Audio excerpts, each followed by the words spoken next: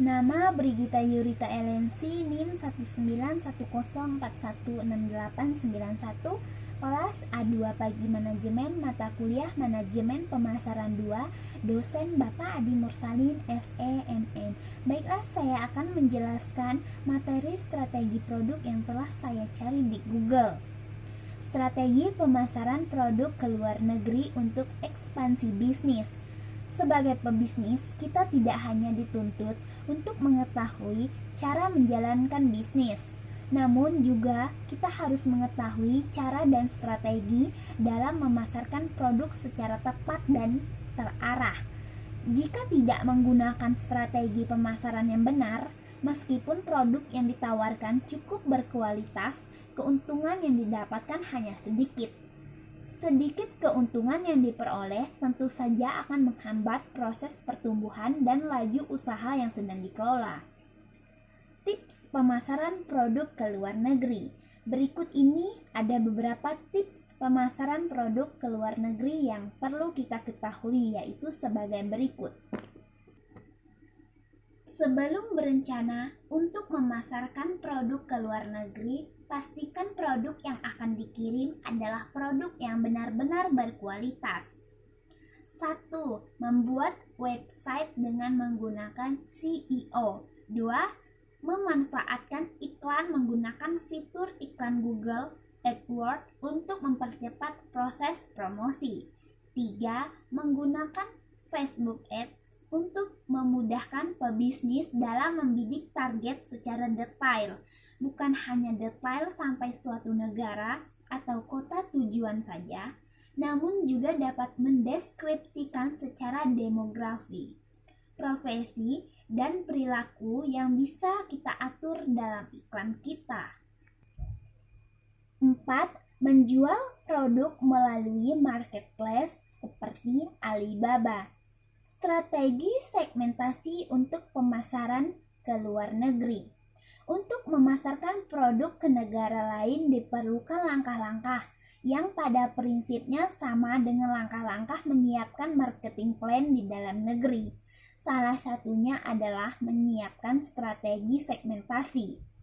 Memasarkan produk ke luar negeri berarti memperluas segmentasi geografis pemasaran produk. Dengan demikian, para pebisnis dapat mengetahui nilai-nilai apa saja yang dapat diterapkan secara tepat kepada pasar yang akan dituju.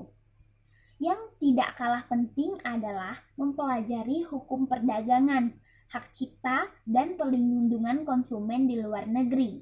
Hal ini berkaitan dengan lancar tidaknya aktivitas bisnis yang sedang dijalankan di kemudian hari.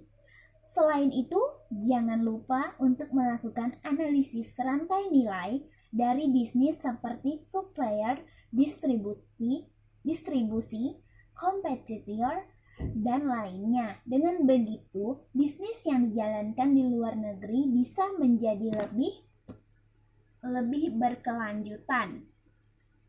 Mencari pembeli ke luar negeri adalah bagian sebagi dari pebisnis.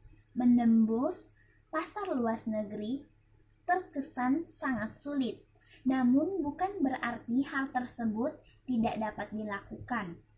Berikut ini adalah beberapa cara mencari pembeli atau buyer dari luar negeri yang harus dipahami. 1. Menggali pengetahuan tentang pasar yang akan dituju melalui market intelligence. 2.